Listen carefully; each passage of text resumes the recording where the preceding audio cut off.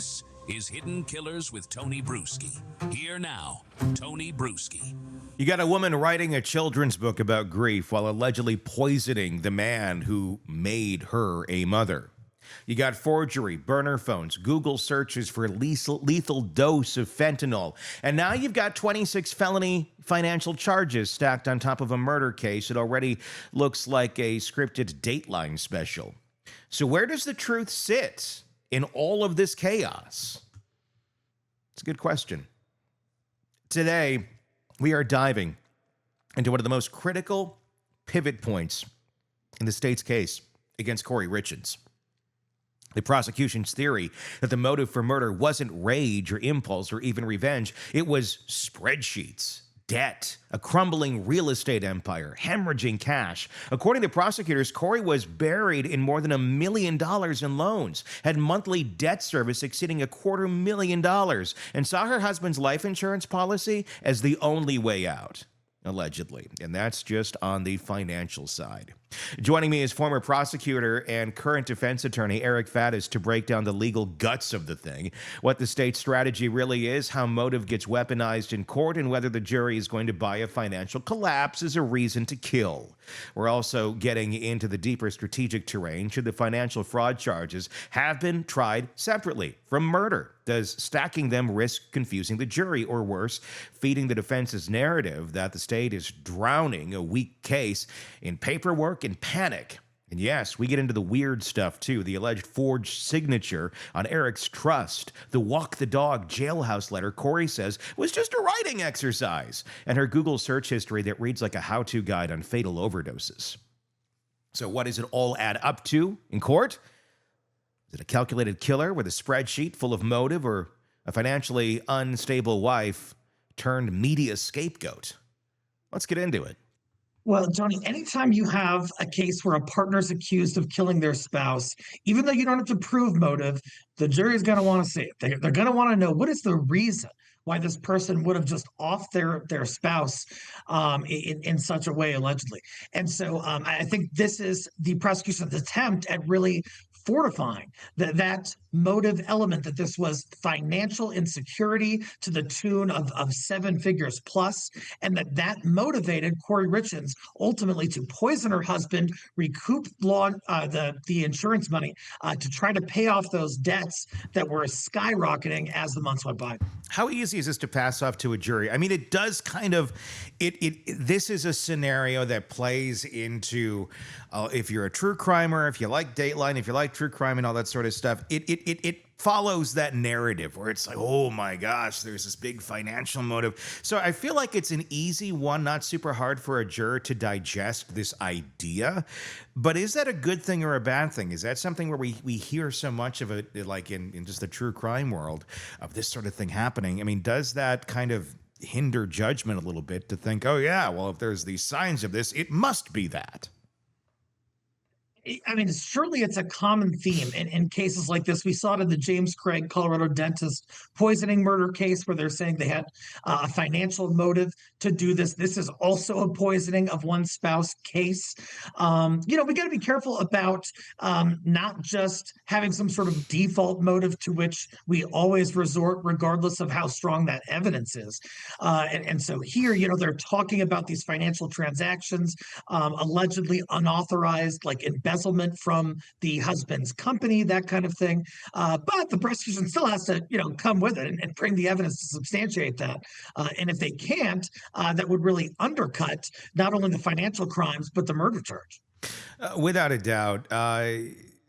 Obviously, from early on, maybe not obviously, if you're kind of new to the case and just starting to learn about it, Eric, her husband, was not super keen on this idea of this new property. This was a sprawling, large home that she wanted to invest in, and it was, to put it lightly, a fixer-upper. It was an unfinished home, a very large unfinished home that needed a lot of work to get done. And he said, in no uncertain terms, I don't think so, honey. This doesn't look like a great investment for us. I don't think we should be doing this right now. and probably also in the back of his mind thinking your company is failing. It really, anything you've been touching has not been working. Let's not do this. Let's not go bankrupt, honey. But I think he might have been trying to walk that fine line of staying married and maybe hoping her fun little activity that was draining the family, maybe she'll find some other hobby. But it wasn't that. Prosecutors are claiming that she forged Eric's signature on a life insurance trust. I mean, how hard is it to prove a forgery was knowingly done to facilitate a homicide? There are several moving pieces to that. So, to prove the forgery, sometimes they'll get a handwriting expert who will analyze Eric's and Kouri's handwriting and say, "Hey, this is clearly not Eric's genuine handwriting. Someone else did this," and then try to tie it back to Kouri. But also, got to think about in a marriage when sometimes when there are issues, there are financial transactions that happen, and sometimes one side might not be too keen on it, but they might acquiesce to it. And so simply because there are, some financial suspicious moves being made, that doesn't necessarily mean there was a murder. And so I think that's how our defense might try to style this is like, hey, this is sort of normal financial disagreements among a married couple that was going through some struggles. What's the legal strategy here behind charging her both with the financial crimes and murder? I mean, we're kind of going a little a la Alec Murdaugh here, where, I mean, one doesn't always necessarily equate to the other. And does it help prove motive, or does it risk jury overload or even an appeal at the end of the day? Jury overload, fatiguing those folks back there is a legitimate concern. I think that's part of why in the Diddy case, they really tried to streamline the charges. And still, I think the jury was overloaded with information that caused confusion back there. Always a risk that you got to think about. If proven, it certainly solidifies a financial motive, but the defense is kind of saying, hey, the prosecution's only doing this because they know their murder case is weak. And so they're trying to just kind of like bootstrap in these other scary sounding activities to make Kouri look like a bad person. And so, yeah, I think the defense is going to say, hey, the murder case is weak, and that's the only reason these financial crimes are rising now, which is kind of in a late hour to be filed, as this case has been going on for several years. Is the murder case weak? I mean, it feels like there's a lot there with this poisoning case. Including just a lot of weird stuff from behind bars where she continues to incriminate herself after the fact, the whole wag the dog letter and all that. And if you're unfamiliar, in a nutshell, Kouri was writing a book, quote unquote. It was more like a somewhat coded letter to her parents that talked about feeding the dog and saying this and saying that, and basically giving her bullshit alibi, allegedly, to her family. And go with this story, for lack of a better term. It doesn't look good. Again, doesn't necessarily prove murder. But again, how strong is the case? There are a number of pieces of evidence that do not bode well for Kouri Richins. You mentioned the letter that she wrote to her mom in sort of this coded, veiled language, but kind of instructing her, arguably, to help her kind of cover this whole thing up. On top of that, there were some searches, is my understanding, such as what is a lethal dose of fentanyl? Eric Richins died of fentanyl poisoning. Can cops uncover deleted messages? And these searches were from not her own phone, but a burner phone.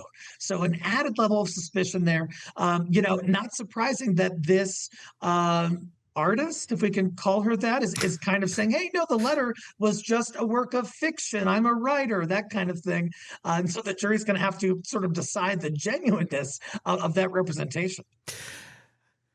Artist. She wasn't the one who did the artwork in her book, though. Someone else did that. She was just short of AI being able to do it, so she had to pay somebody. But I don't know what I'd even call this. Con artist, maybe. That might be the one, too. I mean, alleged, considering all the financial issues that she's also being charged with, I think that might be a fair assessment. The state seems to think that she might be one of those. Let's talk about the case a little bit more, not so much the financial end of it. I mean, how strong is the state evidence that this was a staged overdose and not an accidental one, as the defense claims?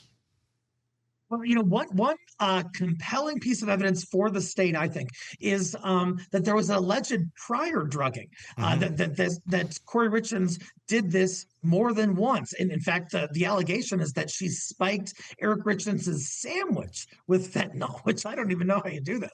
But if the jury accepts that, what that shows is a pattern of conduct, premeditation. It shows that Kouri Richins is capable of drugging, that she knows how to do it, that she has access to the poisons in order to do that, and that she in fact tried to do it once before. And so if the jury accepts that as true, I think that's going to be really problematic for the defense. How do you do that? Well, I got to tell you, I went into Subway just the other day, and not only do they toast the sub, they now offer a fentanyl dust at the end to make that sub extra delicious. I passed. I said, I'm not into that. That's a little weird. That seems like kind of a strange upgrade to offer. It is a little pricey, but some people swear it really makes that chicken taste like chicken. So whatever you got to do. Some of those Subways are getting rough out there. Yeah, I mean, whatever you got to do, you got to eat fresh. And no, they're not offering fentanyl at Subway. If some tweaker is listening to this going, we got to go to Subway. No, it's a joke. Between guilt and the grind of perception, what do we actually have here? A woman accused of forging her dying husband's signature on a life insurance trust. A trail of financial misdeeds that prosecutors say led straight to a motive. A cocktail laced with fentanyl and a second poisoning attempt over dinner. Plus a jailhouse letter allegedly coaching her family on how to sell a story about Eric buying drugs in Mexico. And all of it landing in front of a jury expected to sort motive from myth. Yeah. That'll be interesting come next year. But what Eric Faddis helped underscore here is this: motive might help a jury feel something, but it doesn't seal a conviction.